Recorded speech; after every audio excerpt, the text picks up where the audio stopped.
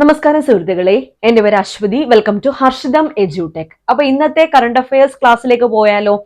ഏറ്റവും പ്രധാനപ്പെട്ട തെരഞ്ഞെടുത്ത ചോദ്യങ്ങൾ മാത്രമാണ് നമ്മൾ ഡിസ്കസ് ചെയ്യുന്നത്. അതുകൊണ്ട് എല്ലാ ക്ലാസ്സും നിങ്ങൾ മുടങ്ങാതെ തന്നെ കാണുക.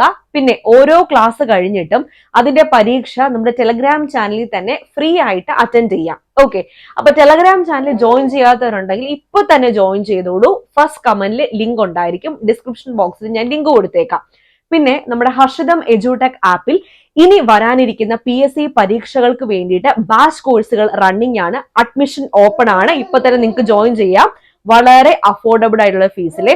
അപ്പൊ ഇനി വരാനിരിക്കുന്ന assistant salesman, lab assistant mains, fireman, ഇനി വിളിക്കാനിരിക്കുന്ന company LGS, Bevco LD, VFA, general PSC പരീക്ഷ, 10th പ്രിലിംസ് 2025 എന്നീ പരീക്ഷകൾക്കൊക്കെ വേണ്ടിയിട്ട് ബാച്ച് കോഴ്സുകൾ റണ്ണിംഗ് ആണ്. പുതിയ ബാച്ച് കോഴ്സുകൾ വഴിയെ വരുന്നുണ്ട്. അതുകൊണ്ട് ആപ്പ് ഡൗൺലോഡ് ചെയ്യാത്തവർ എത്രയും വേഗം തന്നെ ഡൗൺലോഡ് ചെയ്തോളൂ. ആപ്പ് ഡൗൺലോഡ് ചെയ്യുന്ന ലിങ്കും ഞാൻ ഫസ്റ്റ് കമന്റിൽ കൊടുത്തേക്കാം, ഡിസ്ക്രിപ്ഷൻ ബോക്സിൽ കൊടുത്തേക്കാം. പ്ലേ സ്റ്റോറിൽ ഹർഷിതം എഡ്യൂടെക് എന്ന് സെർച്ച് ചെയ്താൽ നമ്മുടെ ആപ്പ് നിങ്ങൾക്ക് കിട്ടുന്നതായിരിക്കും. അപ്പോൾ ക്ലാസ്സിൽ എല്ലാ കോഴ്സിലും ഫുൾ സിലബസ് കവറേജ് ആണ്. പിന്നെ സ്റ്റഡി പ്ലാൻ ഉണ്ടായിരിക്കും. ജനറൽ PSC ഒഴികെ ബാക്കി എല്ലാത്തിലും സ്റ്റഡി പ്ലാൻ ഉണ്ട്. അതുപോലെ short current affairs, monthly current affairs, PSC previous questions with related facts, പുതിയ SCRT, പഴയ SCRT, Harshitham special short GK, ഇതൊക്കെ നിങ്ങൾക്ക് കിട്ടുന്നതായിരിക്കും. പിന്നെ നിങ്ങൾക്ക് സെൽഫ് വർക്കൗട്ടിനുള്ള ക്വസ്റ്റ്യൻ പേപ്പേഴ്സ് ഒക്കെ നമ്മുടെ കോഴ്സുകളിൽ കിട്ടുന്നതായിരിക്കും. എല്ലാ കോഴ്സുകളും വളരെ അഫോർഡബിൾ ആയിട്ടുള്ള ഫീസിലാണ്. എല്ലാ കോഴ്സുകളും വളരെ അഫോർഡബിൾ ആയിട്ടുള്ള ഫീസിലാണ്. അപ്പോൾ കയറി ചെക്ക് ചെയ്തോളാം. അപ്പൊ ഇന്നത്തെ ക്ലാസ്സിലേക്ക് പോകാം. ആദ്യം ഒരു പദ്ധതിയാണ്. ഇത് 2016 കേന്ദ്രം ആരംഭിച്ച ഒരു പദ്ധതിയാണ് PMFBY. എന്താണ് ഈ PMFBY? പ്രധാനമന്ത്രി ഫസൽ ബീമ യോജന. പ്രധാനമന്ത്രി ഫസൽ ബീമ യോജന ആരംഭിച്ചത് 2016 അപ്പൊ 2016 ആരംഭിച്ച പദ്ധതിക്ക് എന്താണ് ഇപ്പോൾ ഇമ്പോർട്ടൻസ്? 2025 ഫെബ്രുവരി 18 9ാം വാർഷികം ആഘോഷിച്ച പദ്ധതിയാണ് PMFBY. അപ്പൊ ഈ പദ്ധതിയുടെ ലക്ഷ്യം എന്താണ്? കർഷകരുടെ വരുമാനം വർദ്ധിപ്പിക്കുക, നൂതന സാങ്കേതിക വിദ്യ അല്ലെങ്കിൽ നൂതന കൃഷി രീതികൾ പ്രോത്സാഹിപ്പിക്കുക എന്നീ ലക്ഷ്യത്തോടെ ആരംഭിച്ച പദ്ധതി ഏത്? ഇമ്പോർട്ടന്റ് ആണ്. PMFBY ആണ്. കർഷകരുടെ വരുമാനം വർദ്ധിപ്പിക്കുക, നൂതന കൃഷി രീതികൾ പ്രോത്സാഹിപ്പിക്കുക എന്ന ലക്ഷ്യത്തോടെ ആരംഭിച്ച പദ്ധതിയാണ് PMFBY. ആരംഭിച്ച വർഷം 2016. 2025 ഫെബ്രുവരി 18 ആയപ്പോൾ 9ാം വാർഷികം ആഘോഷിച്ചു. ഇനി വിഴിഞ്ഞം തുറമുഖത്തിനു ശേഷം കേരളത്തിലെ ഏറ്റവും വലിയ രണ്ടാമത്തെ തുറമുഖ പദ്ധതി ഏതാണ്? തിരുവനന്തപുരം ജില്ലയിലെ പൊഴിയൂർ മത്സ്യബന്ധന തുറമുഖമാണ്.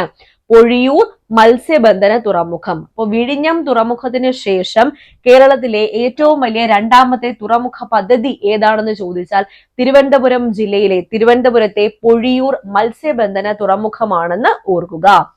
പൊതുവിദ്യാലയങ്ങളിലെ 4-7 ക്ലാസ്സുകളിൽ നടത്തുന്ന ഒരു പരീക്ഷയുണ്ടല്ലോ, LSS. 4ാം ക്ലാസ്സിന് LSS പരീക്ഷയും 7ാം ക്ലാസ്സിന് USS പരീക്ഷയും. അപ്പൊ LSS പരീക്ഷ, USS പരീക്ഷ, ഇനി മുതൽ ആ പരീക്ഷകൾ ഏത് പേരിലാണ് അറിയപ്പെടുന്നത്? CM കിഡ് എന്ന പേരിലാണ് അറിയപ്പെടുന്നത്. CM kid, chief ministers knowledge intelligence and diligence scholarship. Chief ministers knowledge intelligence and diligence scholarship എന്ന പേരിലായിരിക്കും LSS USS പരീക്ഷകൾ ഇനി അറിയപ്പെടാൻ പോകുന്നത്. CM കിഡ് ഓർത്തിരിക്കുക. പരിസ്ഥിതി ദിനം എന്നാണ് ജൂൺ 5. 2025 പരിസ്ഥിതി ദിനാഘോഷങ്ങൾക്ക് ആതിഥേയത്വം വഹിക്കുന്ന രാജ്യം ഏതാണ്? സൗത്ത് കൊറിയ അല്ലെങ്കിൽ റിപ്പബ്ലിക് ഓഫ് കൊറിയ എന്ന് തന്നിരിക്കും. സൗത്ത് കൊറിയ അല്ലെങ്കിൽ റിപ്പബ്ലിക് ഓഫ് കൊറിയ. എന്താണ് ഈ വർഷത്തെ തീം? ബീറ്റ് പ്ലാസ്റ്റിക് പൊല്യൂഷൻ അല്ലെങ്കിൽ ending plastic pollution. Beat plastic pollution അല്ലെങ്കിൽ എൻഡിങ് പ്ലാസ്റ്റിക് പൊല്യൂഷൻ എന്നതാണ് 2025 പരിസ്ഥിതി ദിനത്തിന്റെ തീം. പരിസ്ഥിതി ദിനാഘോഷങ്ങൾക്ക് ആതിഥേയത്വം വഹിക്കുന്ന രാജ്യം 2024 ഏത് രാജ്യമാണ് ആതിഥേയത്വം വഹിച്ചത്? സൗദി അറേബ്യ ആയിരുന്നു. Saudi Arabia. എന്തായിരുന്നു തീം? Land restoration. എന്തായിരുന്നു theme? Land restoration, desertification and drought resilience. Land restoration, desertification and drought resilience എന്നതായിരുന്നു 2024 തീം. ആതിഥേയത്വം വഹിച്ച രാജ്യം ഏതാണ്? സൗദി അറേബ്യ ആണ്. 2023 ആതിഥേയത്വം വഹിച്ചത് ഐവറി കോസ്റ്റ് ആണ്. Ivory Coast. എന്തായിരുന്നു theme? Solutions to plastic pollution. Solutions to plastic pollution എന്നതായിരുന്നു 2023. 2022 തീം എന്തായിരുന്നു? Only one earth. Only one earth. ആതിഥേയത്വം വഹിച്ച രാജ്യം ഏതാണെന്ന് ചോദിച്ചാൽ സ്വീഡൻ ആണ്. സ്വീഡൻ. 2025 ഓർക്കുക, 24, 23, 22. 2018 ഇന്ത്യ ആതിഥേയത്വം വഹിച്ചത്. ഓക്കെ. അപ്പൊ 2025 പരിസ്ഥിതി ദിനത്തിന് ആതിഥേയത്വം വഹിക്കുന്നത് സൗത്ത് കൊറിയ. സൗത്ത് കൊറിയ ഇതിന് മുന്നേ ഏത് വർഷമാണ് ആതിഥേയത്വം വഹിച്ചത്? 97 1997. അപ്പോ ഈ വർഷത്തെ തീം ബീറ്റ് പ്ലാസ്റ്റിക് പൊല്യൂഷൻ അല്ലെങ്കിൽ എൻഡിങ് പ്ലാസ്റ്റിക് പൊല്യൂഷൻ. 2024 ആതിഥേയത്വം വഹിച്ചത് സൗദി അറേബ്യ ആണ്. Land restoration, desertification and drought resilience എന്നതാണ് theme. 2023 Ivory Coast, solutions to plastic pollution. അപ്പൊ 2023 എന്തുവായിരുന്നു? പ്ലാസ്റ്റിക് പൊല്യൂഷന് എതിരെയുള്ള സൊല്യൂഷൻസ്. ഇനി 2022 സ്വീഡൻ ആണ്. ഒൺലി വൺ എർത്ത് എന്നതാണ് തീമായിരുന്നത്. ഇന്ത്യൻ ക്രിക്കറ്റ് കൺട്രോൾ ബോർഡിന്റെ ആജീവനാന്ത പുരസ്കാരം, സമഗ്ര സംഭാവനയ്ക്കുള്ള ആജീവനാന്ത പുരസ്കാരം ആരുടെ പേരിലാണ് നൽകുന്നത്? CK നായിഡുവിന്റെ പേരിലാണ് നൽകുന്നത്. അപ്പൊ അടുത്തിടെ ഈ പുരസ്കാരം ലഭിച്ചത് ആർക്കാണ്? സച്ചിൻ ടെണ്ടുൽക്കർക്കാണ് ഈ പുരസ്കാരം ലഭിച്ചത്. CK നായിഡു പുരസ്കാരം ലഭിച്ചത് സച്ചിൻ ടെണ്ടുൽക്കർക്ക്. എന്തിനു വേണ്ടിയിട്ടാണ്? സമഗ്ര സംഭാവനയ്ക്ക് നൽകുന്ന പുരസ്കാരമാണ്. 2023-24 കാലയളവിലെ മികച്ച പുരുഷ താരത്തിനുള്ള BCCI പുരസ്കാരം ആർക്ക് ലഭിച്ചു? ജസ്പ്രീത് ബുംറയ്ക്കാണ് ലഭിച്ചത്. ജസ്പ്രീത് ബുംറ. 2023-24 വർഷത്തെ മികച്ച പുരുഷ കായിക താരത്തിനുള്ള പുരസ്കാരം ജസ്പ്രീത് ബുംറയ്ക്കും മികച്ച വനിതാ കായിക താരത്തിനുള്ള പുരസ്കാരം ലഭിച്ചത് ആർക്കാണ്? സ്മൃതി മന്ദാനയ്ക്കുമാണ്. സ്മൃതി മന്ദാന. ഇനി വനദിനം എന്ന വനദിനം മാർച്ച് 21 വനദിനം. 2025 വനദിന പ്രമേയം എന്ത്? വനങ്ങളും ഭക്ഷണവും. വനങ്ങളും ഭക്ഷണവും എന്നതായിരുന്നു 2025 വനദിനത്തിന്റെ തീം. വനദിനം എന്നാണ് മാർച്ച് 21. വന ജല കാലക്ഷയം. വനദിനം മാർച്ച് 21, ജലദിനം മാർച്ച് 22, കാലാവസ്ഥ മാർച്ച് 23, ക്ഷയരോഗം മാർച്ച് 24. വനജയുടെ കാലിൽ ക്ഷയം അല്ലെങ്കിൽ വനജല കാലക്ഷയം ഓർക്കുക. 2025 മാധവിക്കുട്ടി പുരസ്കാര ജേതാവ് ആരാണ്? സുഭാഷ് ചന്ദ്രനാണ് 2025 മാധവിക്കുട്ടി പുരസ്കാര ജേതാവ്. ഇന്ത്യയിലെ ആദ്യത്തെ ലോക സമാധാന കേന്ദ്രം നിലവിൽ വന്നത് എവിടെ? ഹരിയാനയിലെ ഗുരുഗ്രാമിലാണ്. ഹരിയാനയിലെ ഗുരുഗ്രാമിലാണ് ഇന്ത്യയിലെ ആദ്യത്തെ ലോക സമാധാന കേന്ദ്രം നിലവിൽ വന്നത്. ഓർക്കുക. സൂപ്പർ ലേൺ കേരളത്തിന്റെ ആദ്യത്തെ ലേണിംഗ് പ്ലാറ്റ്ഫോം ആണ്. സ്കൂൾ വിദ്യാർത്ഥികളുടെ പഠനം എളുപ്പമാക്കാൻ വേണ്ടിയിട്ടുള്ള കേരളത്തിലെ ആദ്യത്തെ ലേണിംഗ് പ്ലാറ്റ്ഫോം ഏതാണെന്ന് ചോദിച്ചാൽ സൂപ്പർ ലേൺ.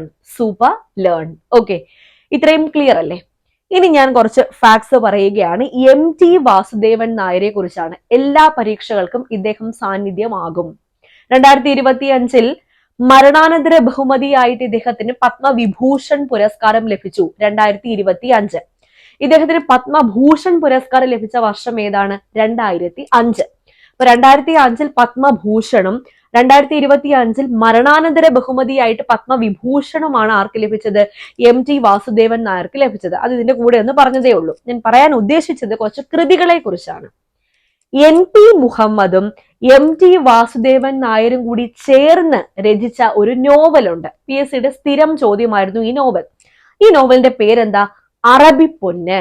അപ്പൊ അറബിപ്പൊന്ന് ആരെല്ലാം ചേർന്നാണ് രചിച്ചത് എന്ന് ചോദിച്ചാൽ NP മുഹമ്മദും MT വാസുദേവൻ നായരും കൂടി ചേർന്ന് രചിച്ച നോവലാണ് അറബിപ്പൊന്ന്. ഓക്കെ, ഒരു മാർക്ക് അവിടെ കിട്ടി.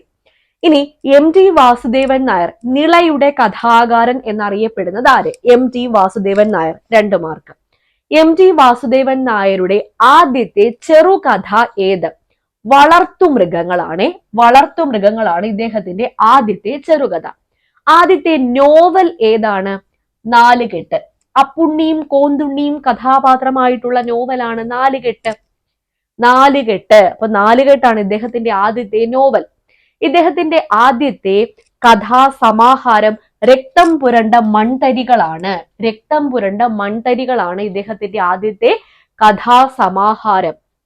ഭീമനെ കേന്ദ്ര കഥാപാത്രമാക്കി ഇദ്ദേഹം രചിച്ച നോവലാണ് രണ്ടാമൂഴം. രണ്ടാമൂഴം.